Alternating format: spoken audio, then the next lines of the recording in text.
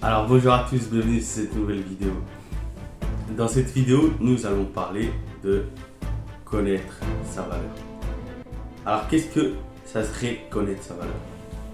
Pour moi, connaître sa valeur dépend de quel référentiel on prend.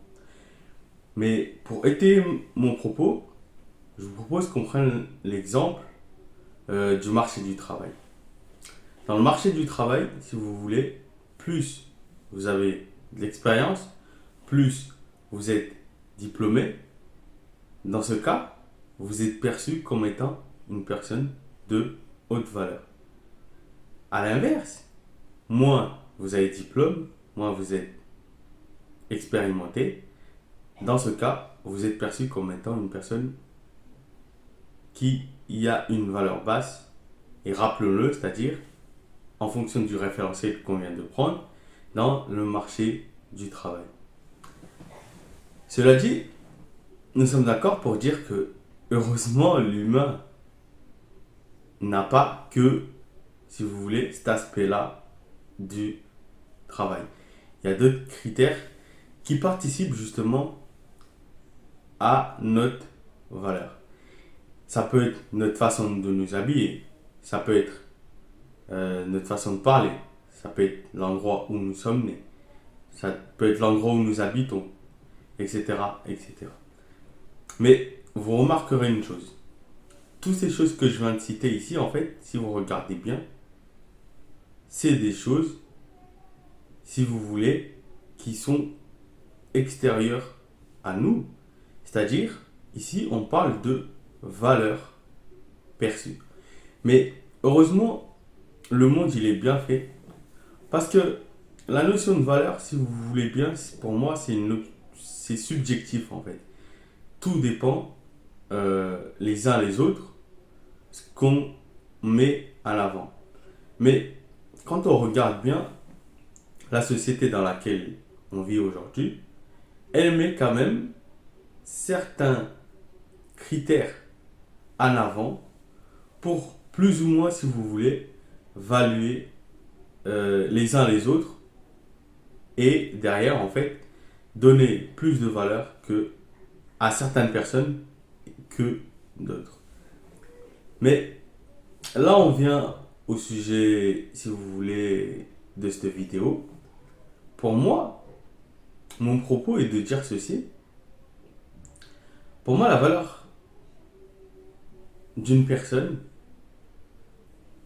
il faut comprendre une chose. Déjà, elle dépend, comme j'ai dit, de plusieurs critères. De ce qui est perçu et ce que la personne elle-même se donne comme valeur.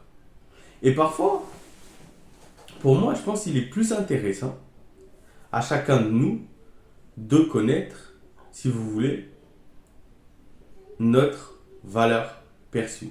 Et comme j'ai dit, en fonction du critère, cette valeur perçue peut être différente. Donc, plutôt que, si vous voulez, se lamenter, plutôt que complexer, je pense, il est plus intelligent pour nous de se poser la question et de se dire, aujourd'hui, dans la société dans laquelle je vis, ou dans l'endroit où je vis, quelle serait ma valeur perçue?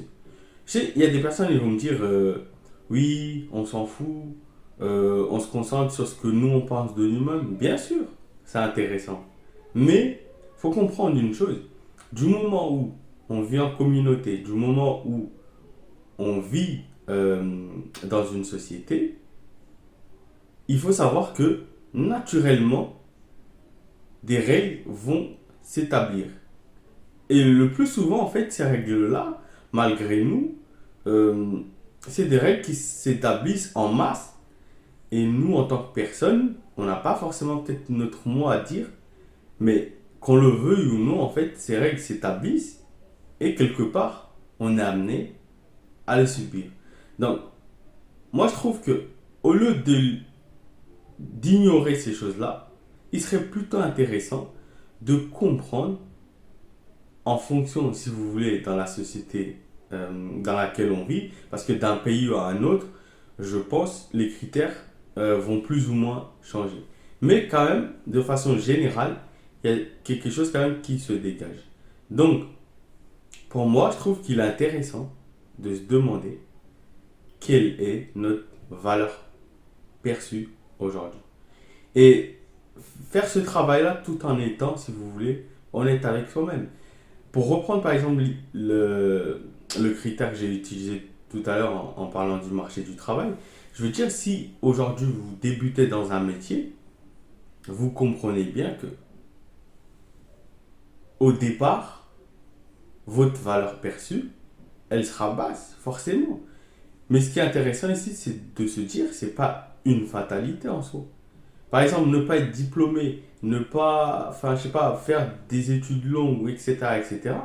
On sait très bien que, forcément, du fait que la valeur perçue, euh, enfin, du fait que le marché du travail établit des critères qui sont en fonction de l'obtention ou pas de certains diplômes, pour nous juger, il faut comprendre que, quelque part, notre valeur perçue, si on n'a pas ces diplômes-là, forcément, elle va être basse. Mais en soi, est-ce que c'est une fatalité? Est-ce que, parce que c'est ainsi, il faudrait que nous, en tant que personne, on se définit à cela et on se dit, justement, on se dévalue. Donc, l'idée, c'est d'accepter ça à l'instant T et de se dire, ok, j'ai une valeur basse, mais quels moyens je pourrais mettre en œuvre pour justement élever cette valeur perçue. Et moi, je trouve ça intéressant. L'idée, c'est pas ici de se concentrer sur ce que les autres pensent dans l'objectif de les impressionner ou d'avoir une image qui est fausse. Non. Pour moi, c'est plutôt, si vous voulez, apprendre ce qu'on appelle l'intelligence émotionnelle, c'est-à-dire l'intelligence sociale même, j'ai envie de dire. Donc, c'est comprendre que pour avoir une vie, je dirais, et malheureusement d'ailleurs, pour moi, je pense que malheureusement, on ne devrait pas avoir à faire ça, mais malheureusement, on vit dans une société où justement des règles se sont établies, et au lieu de les ignorer, justement, je pense qu'il est important de les comprendre et faire en sorte justement d'avoir une vie, enfin, qu'on se facilite du moins pour moi la vie au quotidien. Et ces choses-là, si vous voulez, il faut pour moi les apprendre.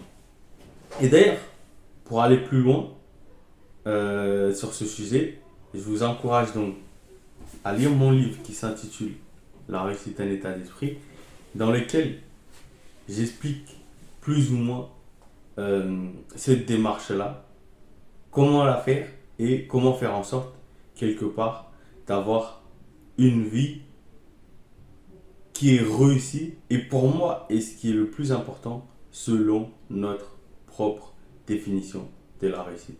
Merci à vous et je vous dis à la prochaine. Ciao.